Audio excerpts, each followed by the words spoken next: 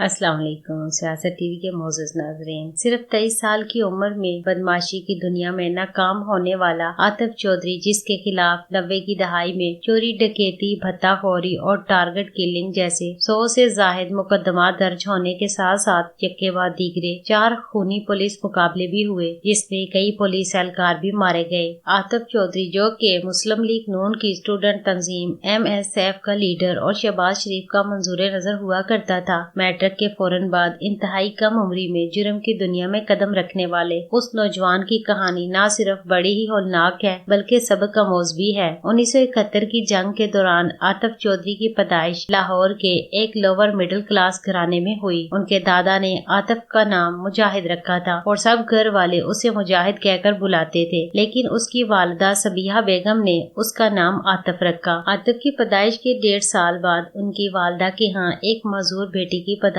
हुई, जिसके बाद उनकी तबीयत खराब रहने लगी। आतिफ की वालिदा को कैंसर हो चुका था, लिहाजा उसी मुजी मर्ज से लड़ते लड़ते वो अपने हाले के हकीकी से जा मिली। आतिफ और उनकी मजूर बहन अब यतीम हो चुके थे, लिहाजा उनकी परवरिश की जिम्मेदारी उनकी दादी और फुफियों ने संभाल ली। आतिफ आराई बरादरी से ताल्लुक रखता था और उसका आबाई घर लोहारी के इलाका मोहल्ला चिड़ी मारा में था। उसके वालिद का नाम इजाज था, जो कि पुरानी अनारकली लाहौर में सेकंड हैंड बुक्स का स्टॉल लगाते थे। बीवी की वफात के बाद आतिफ के वालिद ने दूसरी शादी कर ली थी, ताहम सौतेली माँ होने की वजह से आतिफ को वो प्यार और तवज्जो ना मिल सकी जो कि एक हकीकी माँ अपने बच्चे को दे सकती है। जब आतिफ 4 साल का हुआ तो उसे जूनियर मुस्लिम मॉडल स्कूल लाहौर में दाखिल करवा दिया गया। फीस की अदम अदायगी और दीगर वजूहात की वजह से 9वीं क्लास में आतिफ को स्कूल से निकाल दिया गया, जिसके बाद उसने मैट्रिक का इम्तिहान प्राइवेट से ही पास किया। लोहारी उन दिनों क्रिमिनल एक्टिविटीज का गढ़ हुआ करता था। एक रोज मोहल्ला के कुछ बदगुमाश लड़कों के साथ आतिफ की हाथापाई होती है। लड़ाई के दौरान आतिफ बड़ी दलेरी के साथ अकेले ही उन लड़कों की जमकर धुलाई करता है। उस लड़ाई का किस्सा मशहूर होता होता दयाल सिंह कॉलेज की स्टूडेंट तंजीम के लीडर अरशद अमीन चौधरी तक पहुंचता है, जिसके बाद आतिफ और अरशद अमीन की दोस्ती हो जाती है और यूं आतिफ अपना सारा वक्त दयाल सिंह कॉलेज के लड़कों के साथ गुजारने लगता है। वहीं आतिफ की मुलाकात मुस्लिम लीग नून की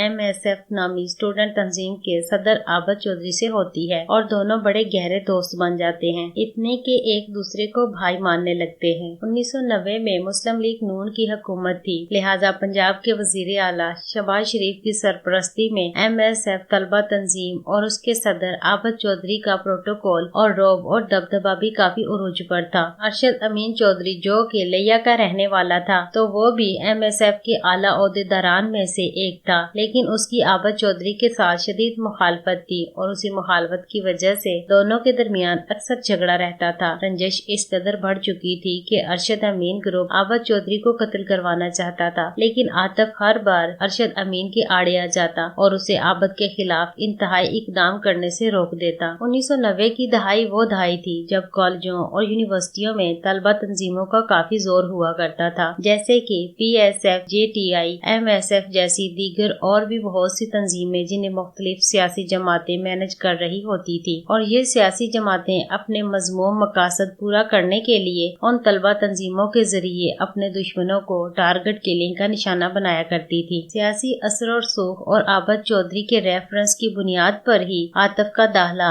MAO कॉलेज लाहौर में हुआ था। वक्त गुजरने के साथ साथ ये तलबा तंजीमें कई तरह के झगड़ों, नाजायज असला और कत्ल समेत बहुत सी मुजरमाना कार्रवाइयों में मुलव्वस होती गई, और इसी किस्म की कार्रवाइयों के सिलसिला में आबद चौधरी और आतिफ पर दहशत गर्दी की अदालत में मुकदमा चल रहा था। उसी केस के सिलसिले में इन दोनों ने अदालत में पेश होना था, लिहाजा आबद चौधरी आतिफ के घर आता है और उसे पेशी पर चलने का कहता है। आतिफ आबद चौधरी से कहता है कि हालात ठीक नहीं है, इसलिए हमें आज अदालत नहीं जाना चाहिए, लेकिन आबद इस बात पर खफा हो जाता है और आतिफ को कहता है कि तुम्हें जाना है तो चलो, वरना मैं तो जरूर जाऊंगा। ये कहकर आबद चौधरी अकेले ही निकल जाता है। आबद चौधरी अभी रास्ते में ही होता है जब माल रोड पर वाक़ई सर्विसेज इंटरनेशनल होटल के सामने उसका मर्डर हो जाता है। आबद चौधरी की तदवीन के अगले रोज स्कूल के खत्म के इज्तिमा पर मुस्लिम लीग की जानिब से ये ऐलान होता है कि आबद चौधरी क्योंकि अब इस दुनिया में नहीं रहा, लिहाजा MSF का अगला सदर अब आतिफ चौधरी होगा।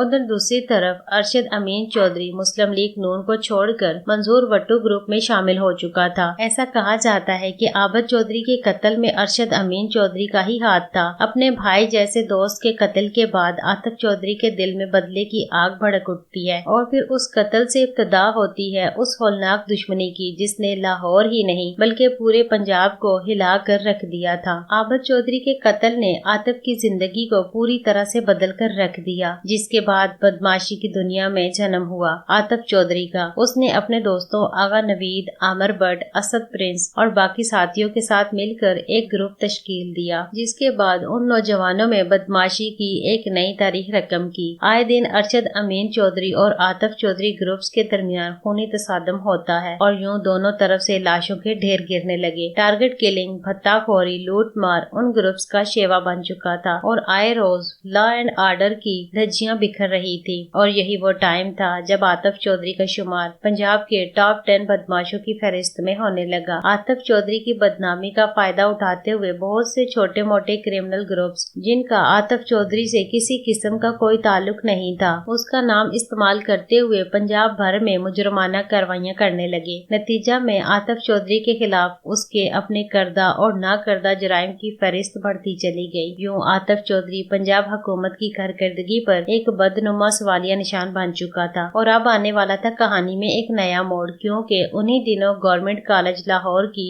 باکسنگ ٹیم کا کپتان عابد باکسر پنجاب پولیس میں باحیثیت ASI لاہور بھرتی ہو چکا تھا۔ نہ ڈر بے باک اور موت کو بھی خاطر میں نہ لانے والا یہ نوجوان عابد باکسر اپنی کارکردگی کی بنا پر جلد ہی لاہور کے ایک دبنگ پولیس افسر کے طور پر ابھرا۔ کھیلوں کے کوٹے پر بھرتی ہونے والا عابد باکسر جو پولیس فورس جوائن کرنے کے بعد اعلیٰ افسران اور حکومتی شخصیات کا منظور نظر ہونے کی کوششوں میں جت گیا، اور جلد ہی انکاؤنٹر اسپیشلسٹ کے طور پر پورے صوبے میں مشہور ہونے کے بعد انسپیکٹر کے عہدے پر پہنچ گیا اور وزیر اعلیٰ شہباز شریف کا خاص آدمی بن گیا۔ دوسری طرف عاطف چودھری جو کہ جرائم کی دنیا کا خطرناک ڈان بن چکا تھا اور ہر جگہ اس کے نام کا طوطی بولنے لگا تھا۔ پنجاب میں عاطف چودھری کی مجرمانہ ایکٹیویٹیز، قتل و غارت اور منمانیاں اس حد تک بڑھ چکی تھیں کہ خود مسلم لیگ نون کی سیاسی ساکھ کو اس سے شدید خطرہ محسوس ہونے لگا، اور تبھی شہباز شریف نے عاطف چودھری سے پیچھا چھڑوانے کے لیے انسپیکٹر عابد باکسر کی پیٹھ تھپ تھپائی اور پھر ایک کیس درج ہوا۔ یہ کیس لاہور ساندا کے علاقے رواز گارڈن کے ایک پروفیسر جس نے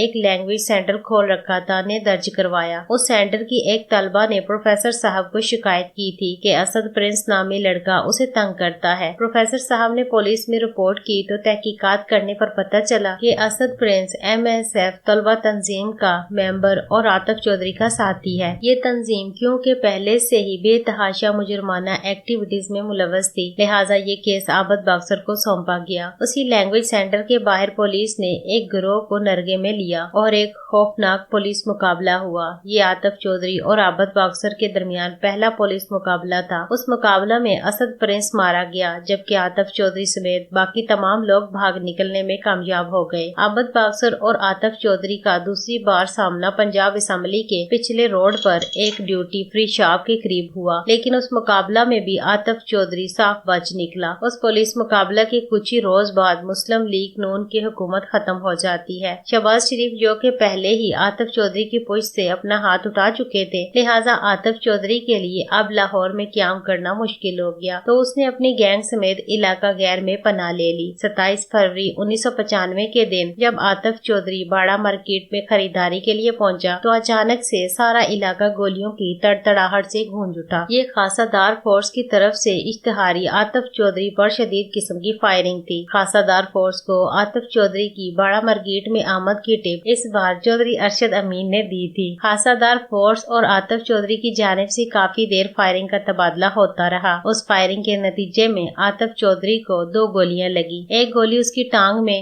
جبکہ دوسری گولی اس کے پہلو میں لگی، جس سے اس کا ایک گردہ بالکل ناکارہ ہو گیا۔ عاطف چودھری کو زخمی حالت میں گرفتار کرنے کے بعد حیات آباد پشاور ایدھی سینٹر میں داخل کروا دیا گیا۔ عاطف چودھری کے صحت یاب ہونے کے بعد Lahore city circle DSP Aslam شاہی کی سرپرستی میں عابد باکسر سمیت لاہور پولیس اسے لینے پشاور پہنچی، لیکن صوبہ سرحد کی پولیس نے عاطف چودھری کو لاہور پولیس کو دینے سے انکار کر دیا۔ بعد میں عاطف چودھری کو 3 سال تک پشاور جیل میں قید رکھا گیا۔ 3 سال کے بعد لاہور پولیس عاطف چودھری کو واپس واپس لانے میں کامیاب ہو گئی اور اسے ساندہ تھانہ کی حوالات میں بند کر دیا گیا۔ ساندہ حوالات میں اس سے ملاقات کے لیے جب اس کے چچا پہنچے تو عاطف چودھری، جو اپنے چچا کو بھائی کہہ کر مخاطب کرتا تھا، ان سے پنجابی زبان میں کہتا ہے کہ پائن اینا دے معاملات ٹھیک نہیں ہے گے جے، کوئی گل ہوئے تے گھبرانا نہ، جے میرے رب نے اس طرح لکھی ہے تے اس طرح ہی صحیح، اگر کچھ ہو سکتا ہے تے کر لو۔ یعنی عاطف کے کہنے کا مطلب تھا کہ پولیس اس کا انکاؤنٹر کرنا چاہتی ہے، اگر ایسا ہوتا ہے تو گھبرانا بالکل نہیں، اگر اللہ نے میری قسمت میں یہی لکھا تو مجھے منظور ہے، بہرحال اگر آپ کچھ کر سکتے ہیں تو کر لو۔ پھر عاطف چودھری کا خدشہ ٹھیک ثابت ہوا اور اگلے ہی دن عاطف چودھری کو جعلی پولیس مقابلہ میں موت کے گھاٹ اتار دیا گیا، اور یوں گھریلو عدم توجہ اور احساسی کمتری کا شکار ہونے والا معصوم بچہ بڑا ہو کر ایک سیاسی پارٹی کے ہاتھوں کٹ پتلی اور جرم کی دنیا کا بدنام زمانہ ڈان بننے کے بعد بھری جوانی میں موت کی آغوش میں جا پہنچا۔ عاطف چودھری کی اس کہانی میں ہم سب کے لیے ایک سبق ہے۔ اللہ ہم سب کے بچوں کو برائیوں سے بچنے کی توفیق عطا فرمائے، آمین۔ آئی ہوپ کہ آپ کو ہماری یہ کاوش پسند آئی ہوگی۔ مزید ایسے ہی انفارمیٹیو کنٹینٹ کے لیے ویڈیو کو لائک کریں، شیئر کریں اور ہمارے چینل سیاست ٹی وی کو سبسکرائب کرنے کے ساتھ ساتھ بیل آئیکن کو بھی پریس کر دیں۔ پھر ملیں گے ایک اور دلچسپ اور معلوماتی ویڈیو کے ساتھ۔ شکریہ، اللہ حافظ۔